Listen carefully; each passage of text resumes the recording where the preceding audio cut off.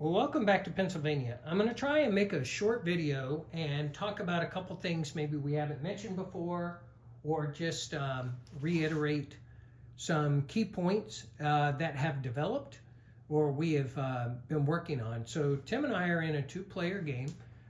He is the German Empire, I'm the British Empire. You can see, just a reminder, the flags on the IPP chart tell you who's at war with who. So you can see Germany at war almost with the traditional alliance of the Entente. But the Americans are also in the German alliance, and so that's a little bit different. And you can see across there who else is at war. We have not finished the game, but it's looking pretty conclusive in the German alliance favor. We were about to start turn 17.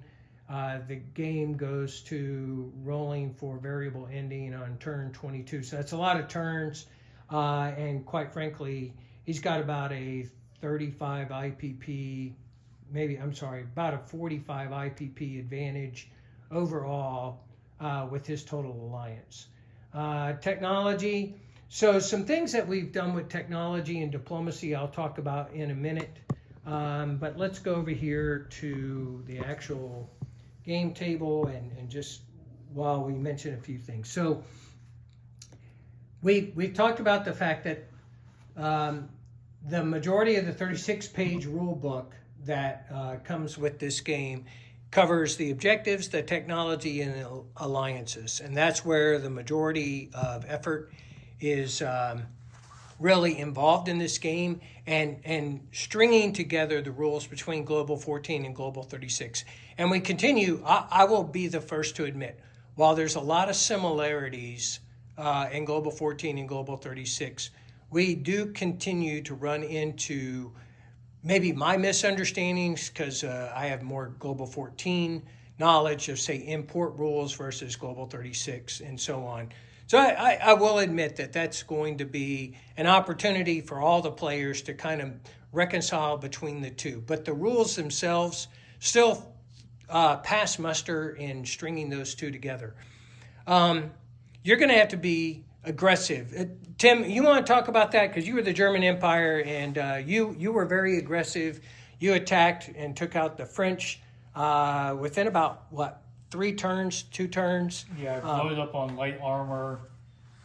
I took Switzerland first, but I needed some money. I wasn't attacking anybody. And then attacked Sweden just to get some money and built up light armor. Came through Belgium and then went bam, bam. It was winter turn, so I got shut down. For winter, I might have taken Paris in 1 turn. Or if I had improved logistics, I could have done it, but I didn't have enough. No, it was a spring turn, but I only had 3 turns to do it, and I failed. Yeah, so you mentioned improved logistics. So one of the ways that we string together the two games, those of you who are familiar, in Global 14, you have a turn limit, the amount of turns that you can attack. Due to the logistics challenges and as the revolution in warfare, everybody knows World War I brought artillery and barbed wire and planes and tanks, but militaries were still mostly foot-bound, horse cart bound, and they just couldn't move very far. They would outrun their own logistics. That's what stopped the Germans trying to encircle Paris in 1914, in the actual 1914. So how do we bridge that between Global 14 and Global 36? Improve logistics. You have to get improved logistics in order to continue your attacks beyond the 3-turn limit that you start with in World War I or the World War I version of this. So that's an example of technology and its importance and how the two games are pulled together. So that's a good one. Tim, you also mentioned, so your aggression. You attacked Switzerland and Belgium early on. I also attacked British early just to raid their lines and bomb their factories because I didn't want to align too many people to the British too early. Yeah. I've learned through several games with Tim, I don't know how I always end up as the British Empire because we usually do it randomly. I've learned I've got to get these 1936 fighters into the game. So let me zero in on that. I've got to get those 1936 fighters into the game. You can see I've got 4 of them there. And I've got to get air defense up. Air defense starts at a 1. That's a Global 14 rule. Starts at a 1 for inherent air defense. When you get air defense technology as part of the artillery track in this game, you go to a 3. And so then you've got that much more firepower rolling both your fighters for intercept and then your facilities at a 3 instead of at a 1. And that does make a huge difference. So one of the things that was bugging me, because Tim is aggressive. You ever play against Tim, watch your flanks. He goes for weak spots, and he is aggressive. He will. Oftentimes, I wonder if he overextends himself, but he's wise. He pulls back. Sometimes. Yeah, he'll pull back. But in Global 14 and Global 36, there is a penalty for attacking neutrals and for being too aggressive too fast. Usually the Central Powers or Axis have an income. There's an income increase for the Allies, and if the Allies attack the neutrals, the Allies have an income penalty. Income is limited in this game, and I'll ask Tim to comment on that in a second. But we decided we needed something, because the international community is not going to just watch as the German Empire starts gobbling up places like Sweden and Belgium and Switzerland.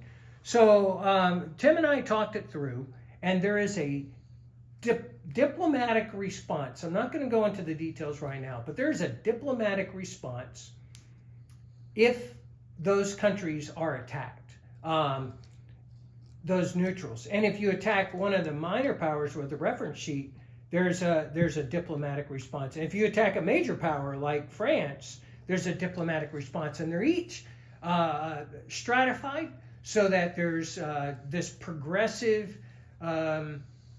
penalty, but it's not crippling. Tim, do you think it would have kept you from attacking France, or would you have just would you have bitten the bullet and gone for it? I would have bitten the bullet and gone for it. Yeah. I should have waited one more turn, but yeah. Yeah, so we didn't want such a high income penalty because, again, there's not as much income. Just a reminder, there's no wartime bonuses. There's no big income in this game. I mean, Tim's biggest income right now, he's at 52 as the Germans, and you can tell he controls most of France and some portions of Africa and in portions of Russia, Sweden and elsewhere. So the penalty is diplomatic. And then technology. I also recognize in this 2-player game that Russia and France and even the US coming into the game later, because they had to be aligned, they had to be convinced that they needed a technology boost when they come into the game. And so we did deal with that as kind of the negative impact of attacking those countries and bringing them online. That's diplomacy, that's technology as an impact for your aggression. Tim, what else would you point out about this game that new players would need to know right away? Anything? Thinking. I mean, you can see Bob has a lot of British militia now in Africa, but when he got his upgrade, he didn't feel like paying for all of them. And so what I did the opposite. I had stacks of eight colonial infantry here, and over there. So I just spread them out. Because I haven't got to stage 2 infantry yet. When I get there, I will make them a militia. Yeah, so that's one of those technology bridging examples that I gave already, but let's talk about that one. So we largely downgraded the Global 14 units so that, as an example, your infantry, your regular infantry, if they are level 1, We call them early infantry. They attack at a 1, defend at a 3. That is different than the Global 36 infantry, which we're calling second generation. So the one unit that seemed disproportionate in terms of income and increase, when you get second generation infantry in this game, which is at stage 4 on the infantry track, so you have to be successful 4 times, usually somewhere around the 6th, 7th, 8th turn of the game. Infantry all automatically advances. So my infantry went from first generation to second generation without any problem. But the advancement of colonial to colonial infantry for Global 36 at that same level was too big of a jump. Colonial infantry in Global 14 are a TAC 1, defend 2 unit. In Global 36, they attack at a 2, defend at a 4. They're just like regular infantry. So in order to make that jump, there is a cost involved, and or you can just convert them to militia. Militia behaves like militia does, which doesn't move, so it's a static kind of garrison unit, whereas colonial infantry is mobile and can continue to attack and move, as you are familiar with colonial infantry. So that's a good example of a bridging strategy with technology and with the rules. And we had to have some sort of income impact of that, because otherwise that would have been a huge it would have been disproportionate to the event, to the technology. So one of the things we did also to balance it out, most of you who've played Global 14 know that, quite frankly, France and Russia, and even the US, they start out with about half to a third of the units. And if you add up the total IPP value of their units, they are about half of what Germany and Britain are. And then the Ottomans and Austria and Italy, they're about a third. They're significantly poor. So we did beef those units up in the startup, and that ensures that a powerhouse like Germany has to give second thought. They can't just go gobble up nations with their very powerful military at the beginning. They're going to face more resistance. So we did do some balancing between the two. Other than that, Tim, anything else you would point out? The 2-player, 3-player, 4-player, and 5-player are going to be totally different. Your thought process, your strategy. I spent a lot of money on Navy because I didn't have to worry about Russia or France attacking me early on. So I built up my Navy, which I then used the U.S. and German Navy to destroy the British Navy later, but I didn't have to worry about as much units. I actually left Eastern Germany open until he was getting Russia close. Then I started beefing it back up just in case he couldn't just walk in and take all my stuff away. But yeah, I spent a lot of money on Navy, and $35 a Navy does not go very far. No, that's a great point. I think those are 2 great points. So in a 2-player game, as you can imagine, Britain and Germany are attempting to align the other major powers like Russia or France or the United States. But they got a long ways to go. It's going to take them a couple turns to do that, several. May take 6, 8 turns, 9, 10 turns to do so. In addition, they're trying to get the minor powers with a reference sheet. Italy, Austria, Ottomans, and they're competing against each other. And so while they're conducting that diplomacy, you should be posturing for your attack. So this is where alliances, technology, and objectives all have to be strongly considered before you time your aggressive moves. So what Tim was pointing out is I was aligning Russia, and Russia was at level 3 on the diplomacy chart. He decided that's a good time to attack them. So he timed his attack based on Russia's declared intent, if you think of it that way, to be pro-British. But as you can see, the Russians haven't been doing too bad. Of course, the French paid the penalty.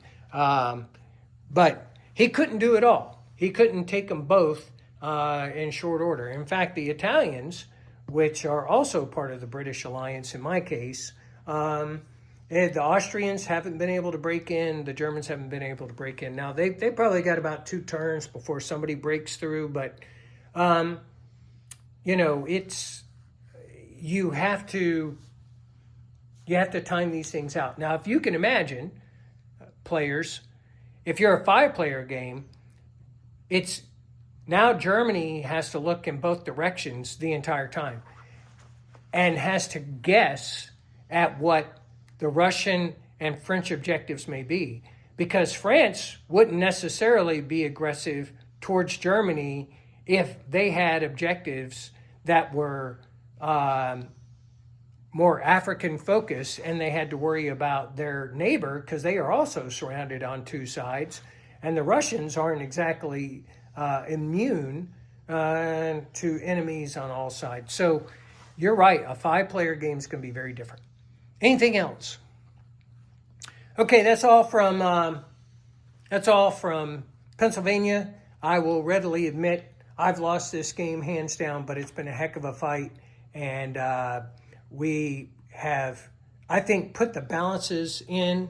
We're really looking forward to the end of, I think it's the end of this month, actually 28th and the 1st, 2nd of March. We're going to have a 5-player game with the Warden and the Economist, who is also a long-term player, and another friend of mine who's going to come in. And I think it's really going to be eye-opening when we get 3 players. One of them, the Economist, has been instrumental in building the objective side of this game. So that's it. Well, see you at the end of the month.